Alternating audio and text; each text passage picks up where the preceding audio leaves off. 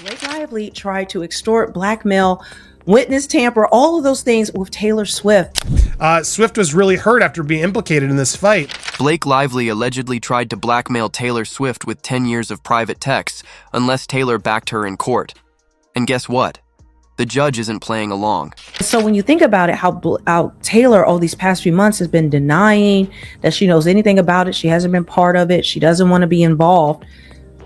But they were behind the scenes already sharing this information with Brian Friedman. She keeps testing his limits with PR drama and legal chaos, and now even the court has had enough of her diva-level delusions. He responds directly to an affidavit that Justin Baldoni's attorney, Brian Friedman, submitted to the court, and we've got the details. Let's rip off the bandage. Blake Lively was accused of blackmailing Taylor freaking Swift. Gossip Girl went gaslight girl in what felt like the Super Bowl of betrayal. Justin Baldoni's lawyer, Brian Friedman, dropped a legal bomb big enough to freeze Hollywood's Botox supply. He was subpoenaing Taylor Swift. He knew what he was doing. This wasn't just a fly-by-night thing. This guy flat out accused Blake of threatening to leak 10 years, yes 10, of private texts between her and Taylor if Taylor didn't publicly support her in court. Taylor, essentially, that unless she backed up Blake's claims of SH, then they would release personal text messages about Taylor Swift to the public. Let's break this down. Imagine being so entitled and desperate for support in your PR disaster that you allegedly corner one of the most powerful women alive with a "back me or I drop the receipts" threat. Is this friendship or a hostage negotiation? Then this has been hanging over them since the Super Bowl. Blake's team didn't stop at "support me or else." They allegedly added a request to delete the messages too, because if you're gonna threaten someone, why not destroy the evidence while you're at it? Real classic girl boss war crime energy. And then also that they wanted Taylor to delete text messages, I guess between her and Ryan, but we know between her and Blake. We don't know what is in those text messages. Now it gets extra spicy. This wasn't just Twitter drama. The allegation was filed in court through a sworn affidavit. Lying in one of those equals perjury and a ruined legal career. Brian Friedman literally said, "Disbar me if I'm lying." That's not tea. It's scalding truth. Brian Friedman wrote to the judge.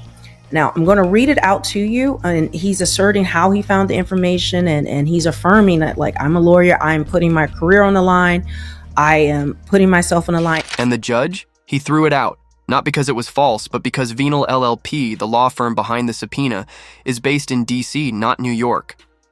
Judge Louis J. Lyman basically said, "Not my court, not my problem." Yesterday, it was known that Judge Lehman had striked the letter that Freeman sent him, explaining why he needed to subpoena Taylor Swift. Let's talk about that affidavit, because the details are nuclear.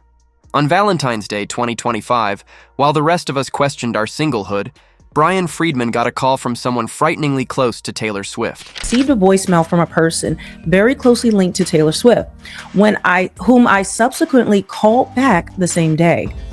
Out of respect for the individual in question, I am not identifying them at this time. However, should the court direct me to do so, I will comply with the court's order. Not just any source. Someone with access people would sell a kidney for. The call lasted a full hour, 60 minutes of insider chaos that made Real Housewives look like a kindergarten nap. I submit this affidavit in opposition to the motion to strike filed on May 14, 2025 by Blake Lively regarding my May 14, 2025 letter elaborating on the basis for Wayfarer Party's subpoena to Venable LLP. So Venable is the law firm that represents Taylor Swift. During that call, the source said Blake's lawyer Michael Gatley, you'll want to remember that name, called Taylor's legal team and issued a mob-style ultimatum. Support Blake publicly, or 10 years of text hit the net. Michael Gottlieb, Blake's attorney, he's the one denying that any of this ever happened in the press. So not only is he defending his client, but he's trying to defend himself. This is why it almost seems like his response is very emotional. And here's the kicker. Taylor's lawyer reportedly hung up and called it what it was. Extortion. Not tense, not messy, straight up blackmail. And then, A written follow-up was allegedly sent, confirming everything in writing. Mr. Gottlieb requested on Miss Lively's behalf that Taylor Swift make a social media statement in support of Miss Lively, given her absence from the Super Bowl that year, and stated that if Miss Swift failed to do so, Miss Lively would release 10 years. That written follow-up is the smoking gun Baldwin's team wanted via subpoena, before Blake's lawyers swooped in yelling, "Irrelevant." Like, girl, if it's so irrelevant, why are you trying to bury it like a body? This is what happened. This is extortion, and I believe this happened without a doubt. I'm taking this as fact. You can bank everything on it. This happened. All right. Let's rewind to what triggered all this. The Super Bowl. Blake wasn't there. Taylor didn't invite her. No big deal, unless you're Blake, who took it as a betrayal and spiraled into a meltdown demanding public support. This is Taylor confirming that this is true. Plot twist. Taylor hadn't spoken to Blake in months. Everything was through lawyers. The friendship was so dead, they needed a legal team for a catch-up. Meanwhile, Blake was out fake laughing with Salma Hayek like she's starring in a show called Desperately Pretending I Still Have Friends. So Blake Lively and Ryan Reynolds caught up with pal Salma Hayek as their ongoing legal battle with Justin Baldoni continues. Yeah, I'm sure. This was just natural and organic. Even friendly media stopped playing along. People Daily Mail, they dropped the act. People magazine, once Blake's cheerleader, reported the friendship had ended. Not paused, not cooling off, ended. Taylor wanted no part in the circus. Spent quality time with the couple over the years, making dinner for them and having a girls' night in 2016. So almost a decade ago, they had a girls' night and she's been making dinner for them. Stop the cap, please. Why'd they get Selma to do this? And why would she? Taylor's being dragged into a lawsuit she never asked for, while Blake spins friendship fairy tales for headlines. Meanwhile, Baldwin's team is moving like chess masters, while Blake's flailing around like she's in Clue. No, and they say, look, Selma, you got to do this or, they're going to expose this about us. Back in 2017, Hayek praised Lively during a speech at Variety's Power of Women luncheon. Let's not forget Blake's PR stunts. That dinner with Salma Hayek? Yeah, we saw the footage. Selma looked like she wanted to socially distance in 2025. The photo said, besties, but the body language screamed, help. What do they have on Selma? Who roped Salma Hayek into this? Does she not know what's going on with the case? Do they have dirt on her? Did they blackmail her like it's being alleged that they blackmailed Taylor Swift? From subpoena drama to friendship breakups and Super Bowl sulking, it all screams one thing. Blake Lively is spiraling. She's dragging everyone with her, except Taylor, who dipped. Even Travis Kelce unfollowed Ryan Reynolds the day Taylor got subpoenaed. Also, Blake Lively had asked Taylor Swift to delete text messages between them from 4 or 5 months before this phone call actually took place with Brian Friedman and this source, this anonymous source, which took place in February. That indicates that Blake Lively was already trying to get rid of evidence. Meanwhile, Blake's filing motions, staging photos, pretending all is well, while the court of public opinion pelts tomatoes like it's a Shakespearean play. But let's look closer at Judge Lyman's ruling, because her PR team's acting like it was an Oscar win. Judge grants Blake Lively's request to have improper Taylor Swift bullying claims tossed out. They're not just bullying claims. We're talking about witness tampering. Girl, this wasn't a win. This was a jurisdictional bounce. On May 15th, 2025, Judge Lyman struck the affidavit, not for being false or weak, but because it wasn't New York's problem. It belonged in D.C. That's it. That's the ruling. That the judge tossed it out for 2 reasons. One reason was that he said that this is not relevant in this case that we have going here between Blake Lively and Justin Baldoni. And he said that this was kind of salacious and it was to promote a public scandal.